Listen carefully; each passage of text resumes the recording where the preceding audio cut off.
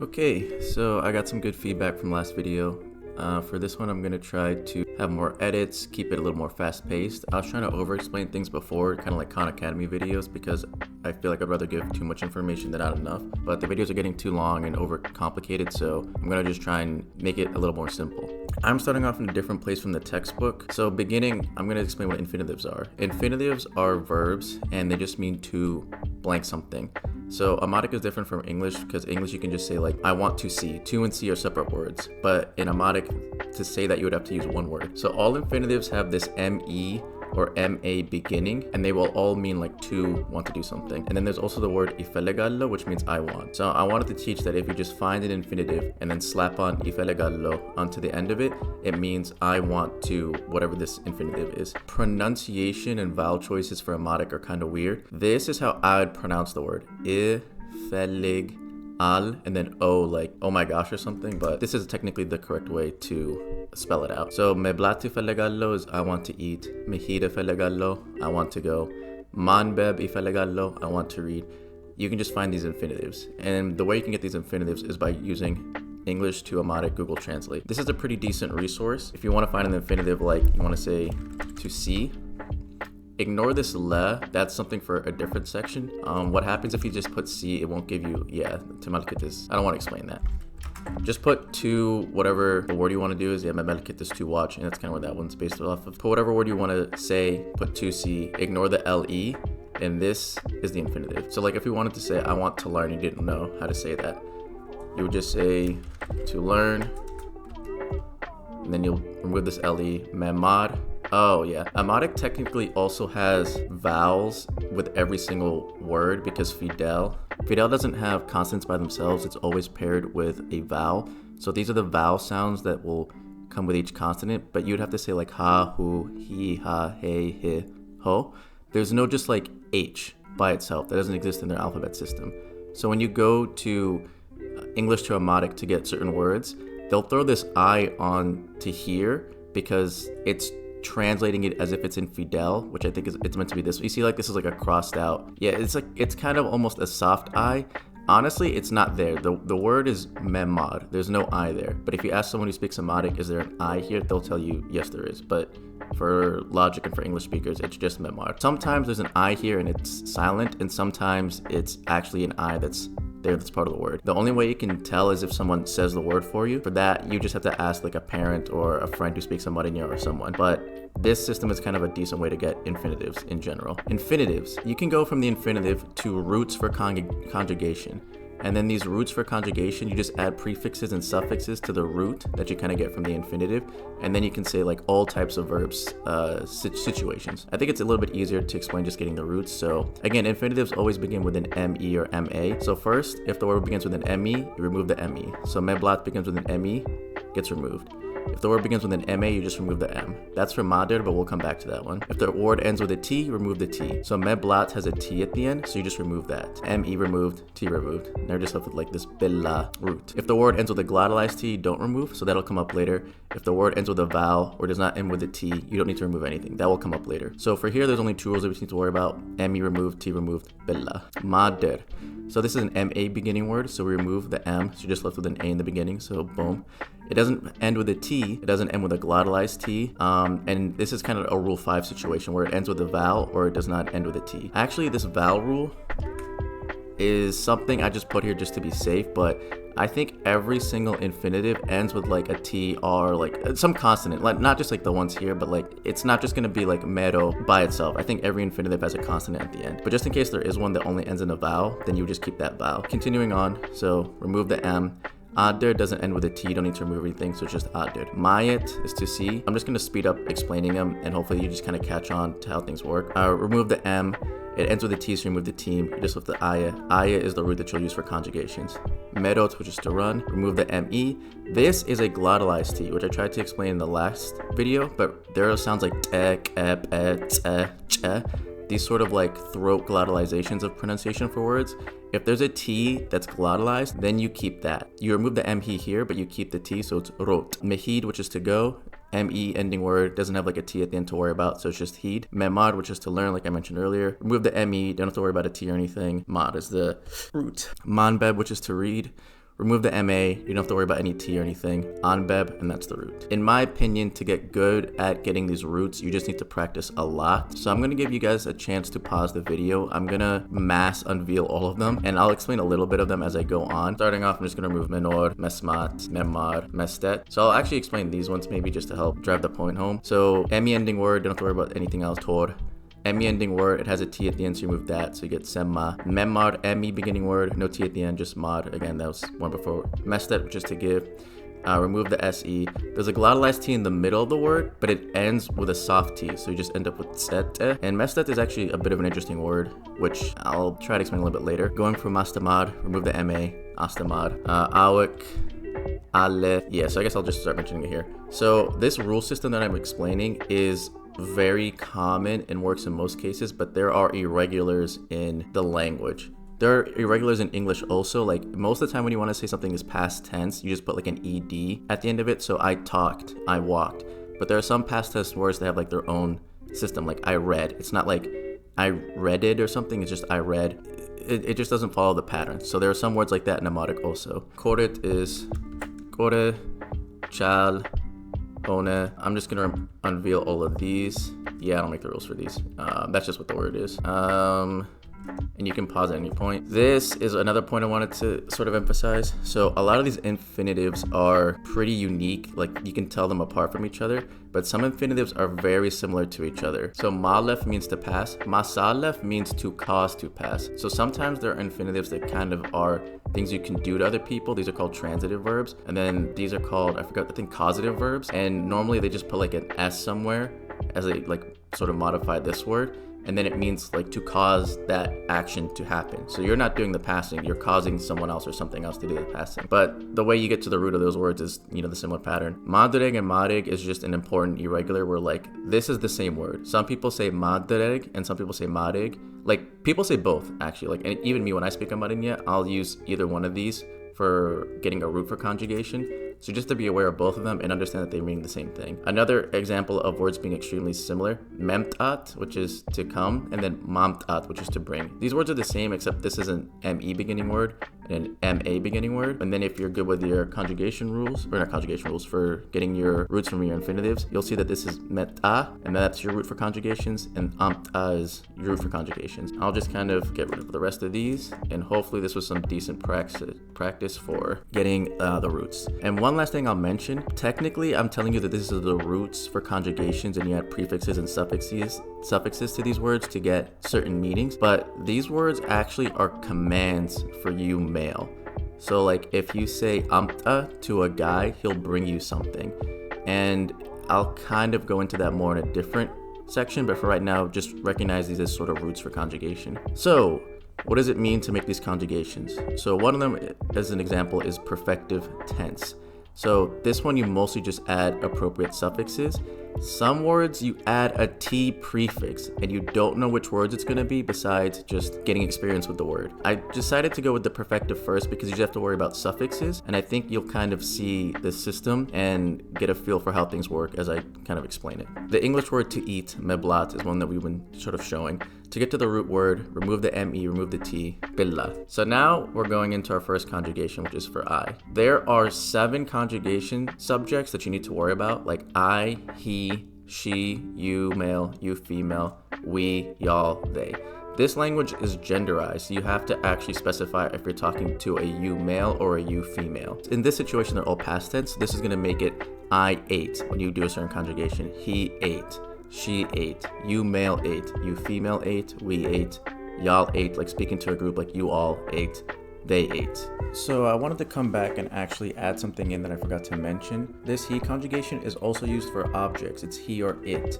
So if you wanted to personify like a car and say like it ate the gasoline, you would use this conjugation. Also, ene, isu, eswa, anta, anchi, enya, enanta, enesu. These are all pronouns, so they're literally, what they're equal to is what they translate to. Ene is I, isu is he, it doesn't mean it. This conjugation can be used for he or it, but isu literally just means he. Iswa is she, anta is you male, anchi is you female, enya is we, and anta is like y'all as a pronoun, and isu is they. That's literally what they mean. First suffixes. I put them right here. So it's either a ku or this how It's technically like this, but I just pronounce it more like a how. You don't know which suffix it's going to be for first person besides getting familiarity with the word, but it's going to be bellau for this word, not belku, bellau. For isu, if the word ends with a consonant, you just add an E. If it just ends with an A or another vowel, then you just leave it at that. So I put an asterisk next to the A or other vowel because all the ones that I have seen basically end with an E or an A. And you'll kind of see that as I go here. So you don't have to worry about other vowels, I don't think, but just in case there are, I'm pretty sure you would just leave them. Here, bella ends with an A, so you don't need to do any editing. You don't need to add an E. So it's just bella. These kind of go easier as you go across. So CH ending for bella, bella.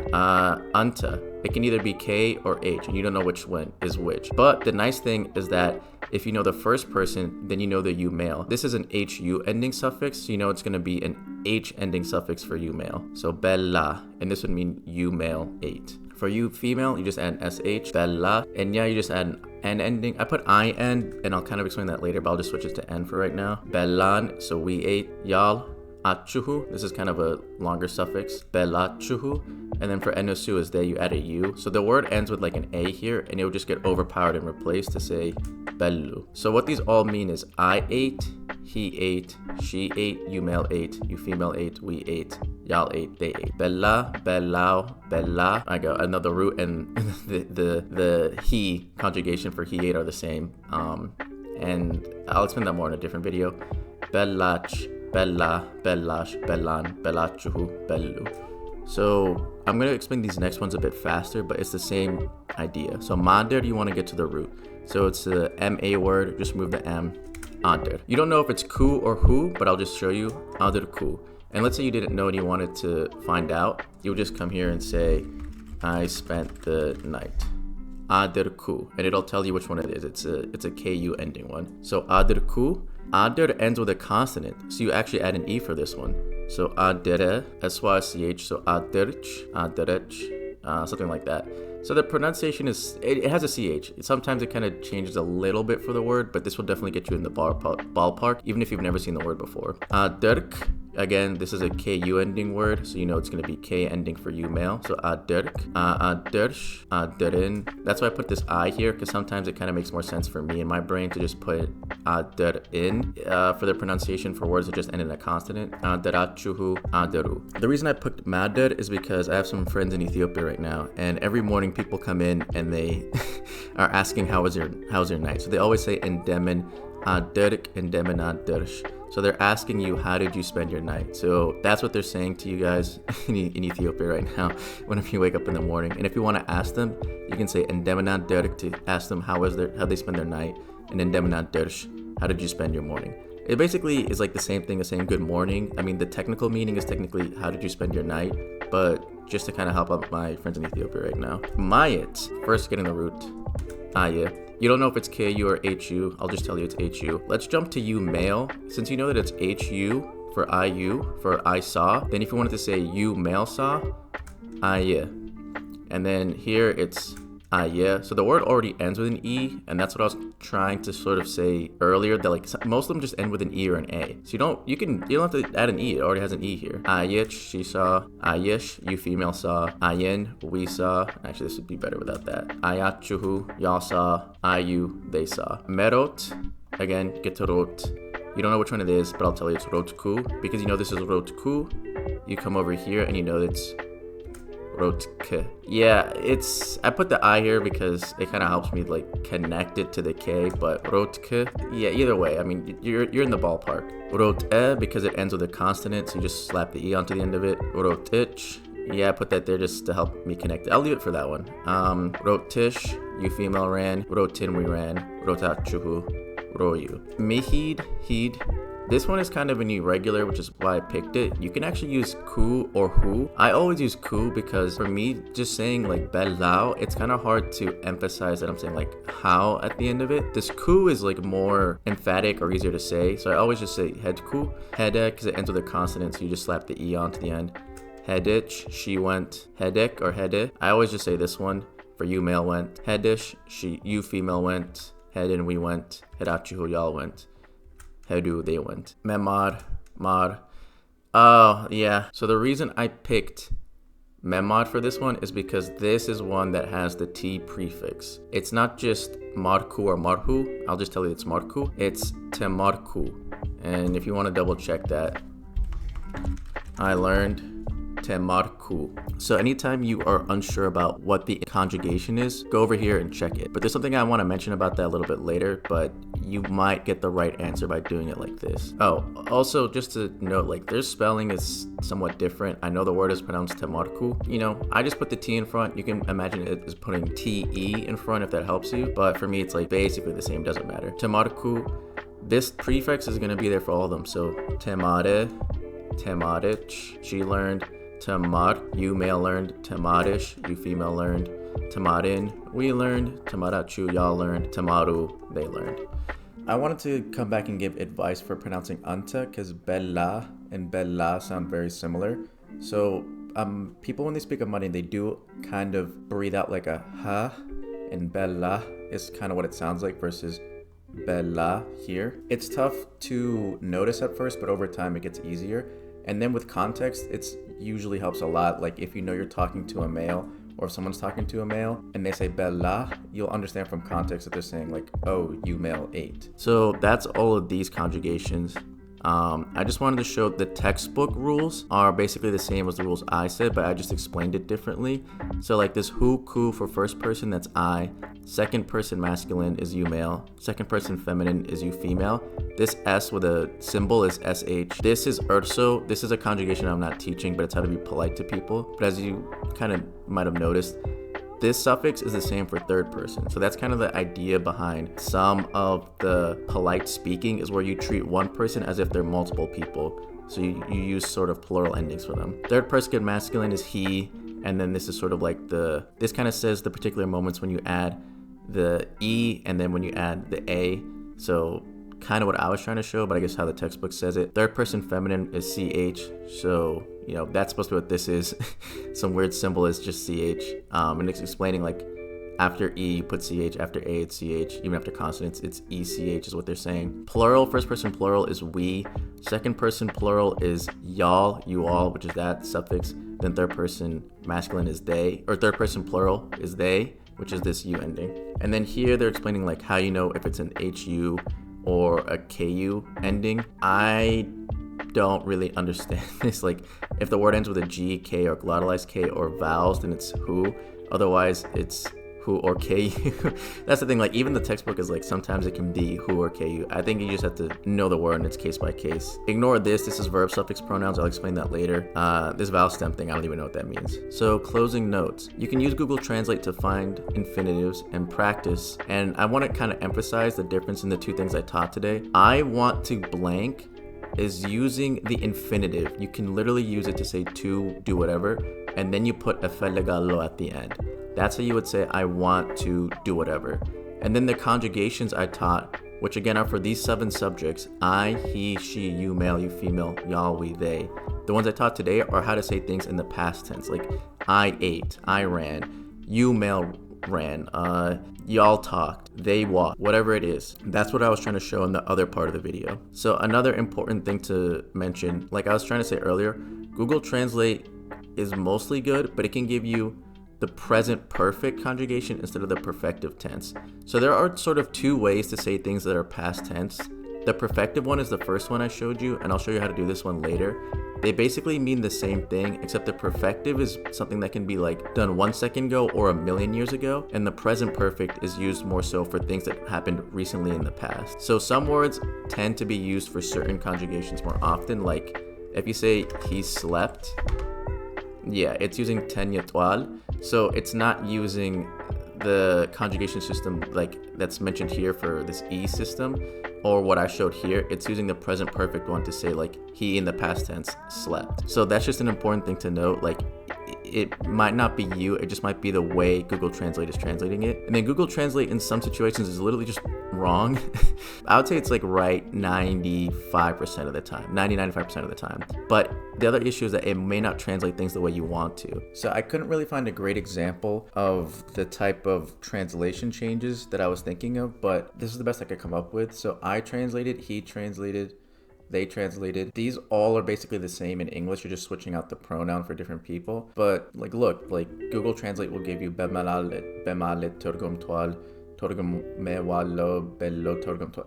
It's just giving you different outputs that are more dramatic changes than just this one. Sometimes it's nice and easy, like I ran, we ran, wrote good, wrote 10, does great. And then it's more of an issue when you're trying to translate a full sentence. Like if you say I grabbed the ball and went inside, it sometimes may translate something more like after grabbing the ball, I went inside. So these two, yes, are different English translations, but sometimes you'll give Google Translate this one and it'll spit out this one is what I was trying to show. Anyway, so that's a bit about perfective tense, a bit more about emotic, and I'll see y'all in the next video.